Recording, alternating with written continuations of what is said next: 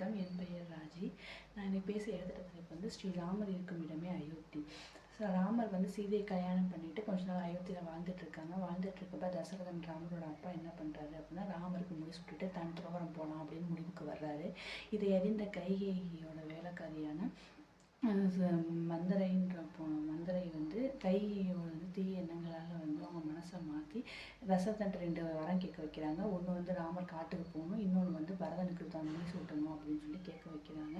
வேறு வழியே இல்லாமல் தசரதன் அந்த 2 வரத்தை கொடுக்குற மாதிரி ஆயிடுச்சு.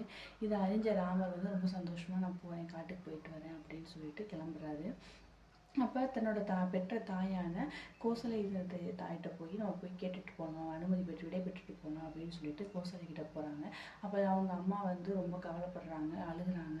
அழுதுட்டு நானும் உன் கூடயே வர்றேனே ராமா அப்படின்னு சொல்லி கேட்குறப்ப, இல்லை நீங்கள் வந்து அப்பா இருக்கிற இடத்துல தான் நீங்கள் இருக்கணும், அதனால நீங்கள் அப்பா கூடயே இருங்க அப்படின்னு சொல்லி தன் தாயை சமாதானப்படுத்திட்டு ராமர் வந்து சீதைக்கிட்ட போகிறாங்க.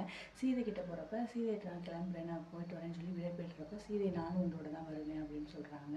அப்போ இல்லை நானும் உங்களோட வருவேன்னு சொல்லி சீதை சொல்கிறாங்க. அப்போ நீங்கள் தான் இருக்கணும், நாட்டு மக்கள்லாம் அம்மா அப்பா குடும்பத்தை அவங்கள்ட்ட நீ பார்த்துக்கோ, நான் போயிட்டு வந்துடுறேன்னு சொல்கிறப்ப, நீங்கள் உங்கள் அம்மாவுக்கு மட்டும் அப்படி சொன்னீங்க, என்கிட்ட இப்படி சொல்கிறீங்களே, நானும் உங்களோட தான் வருவேன் அப்படின்னு சொல்லி சீதை திரும்பிக்கும் கேட்குறப்ப ராமர் சொல்கிறாரு, அந்த காடு மேட்லலாம் திரிகிட்டு போகும், நீ வந்து ராஜ குலத்தில் பிறந்த பொண்ணு, உன்னால் அது கஷ்டமாக அது கஷ்டமாக இருக்கும் வாழ்கிறதால நான் போயிட்டு வரேன், நீ இங்கே இரு அப்படின்னு சொல்கிறப்ப, நீங்கள் இல்லாமல் எனக்கு வந்து இந்த நாடு தான் காடாக தெரியும், இந்த பஞ்சனை கூட எனக்கு வந்து காடும் கல்லும் முள்ளுமா தான் இருக்கும், ஆனால் உங்களோட இருந்தேன்னா எனக்கு அந்த இடம் தான் வந்து சொர்க்கம் நாடு எல்லாமே, அதனால் நான் அவங்களோட தான் வருவேன்னு சொல்கிறப்ப வேறு வழி இல்லாமல் சீதையை கூட்டிகிட்டு போகிற சூழ்நிலைக்கு ராமர் வர்றாரு. சரின்னு சொல்லி சீதையும் கூட கிளம்புறாங்க.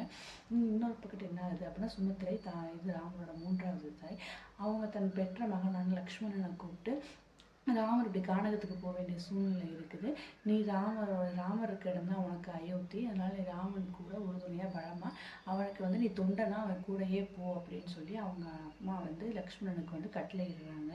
அதை சந்தோஷமாக எதிர்த்து லக்ஷ்மணன் வந்து ராமரை தேடி ஓடி வர்றாரு.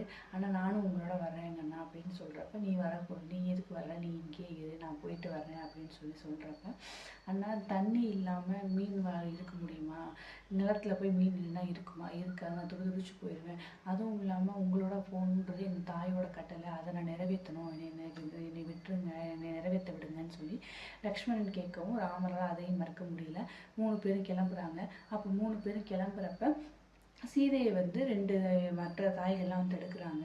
நீ வந்து இந்த நாட்டோட குலவது, நீ இந்த நாட்டோட மருமக, நீ எப்படி வந்து இன்னொரு வந்து எங்களை அனுப்பிவிட முடியும், காட்டுக்கு அனுப்ப முடியும், எங்களால் அதை அனுப்ப முடியாது, அனுமதி தர முடியாது அப்படின்னு சொல்லி நீ அயோத்தியில தான் இருக்கணும்னு சொல்லி 2 தாய்களும் சொல்கிறாங்க. அப்போ சீதை சொல்கிறாங்க, எனக்கு ராமர் இருக்கும் இடம் தான் அயோத்தி, நான் ராமரோட தான் போவேன் அப்படின்னு சொல்கிறப்போ அவங்களால எதுவும் பேச முடியல.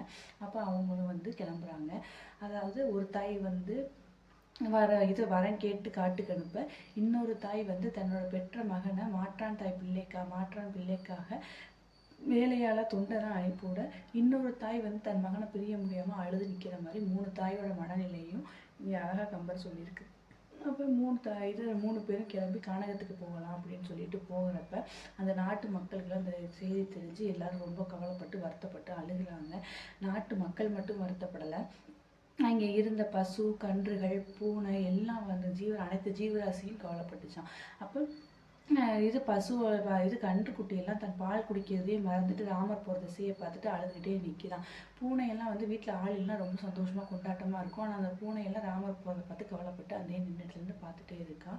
அப்போ அந்த உலகத்தில் இருக்க ஜீவராசி மட்டும் இல்லை, அப்போ தான் தன் தாயோட வயிற்றுக்குள்ளே உருவமே இல்லாமல் இருக்க கரு கூட கண் கலங்கி அழுகிற மாதிரி கம்பர் ரொம்ப அழகாக அதை வர்ணித்து எழுதியிருக்கிறாரு. அதெல்லாம் கவலைப்படுது அப்படின்ற மாதிரி அழகாக எழுதியிருக்காரு கம்பர். அப்போ இப்படி எல்லாம் தேரோட்டி வந்து ராமரை லக்ஷ்மணன் சீதை 3 பேர்த்தையும் கொண்டு போய் நாட்டு எல்லையில் கொண்டு விட்டுட்டு வரலான்னு சொல்லி அவங்கள வந்து தேரில் கூட்டிகிட்டு போகிறாங்க. அந்த தேருக்கு பின்னாடி மக்கள் கூட்டம் ஃபுல்லாக போகுது. அப்போ நீங்கள் எல்லாம் எதுக்கு என் பின்னாடியே வர்றீங்க அப்படின்னு சொல்லி ராமர் கேட்குறப்ப, ராமா நீங்கள் இருக்க இடம் தான் எங்களுக்கு அயோத்தி, நாங்கள் உங்களோடையே இருக்கிறோம், நீங்கள் எங்கே போய் இருந்தாலும் அங்கே நாங்கள் உங்களோட இருக்கோம்னு சொல்லி நாட்டு மக்களும் அவங்க கூடயே போனாங்களாம். அப்போ இது மாதிரி 2-3 இடங்களில் வந்து எல்லாருமே வந்து ராமர் இருக்கும் இடம் தான் அயோத்தி அப்படின்ற மாதிரி எல்லாரும் சொல்லி முடிவு பண்ணியிருக்கிறாங்க.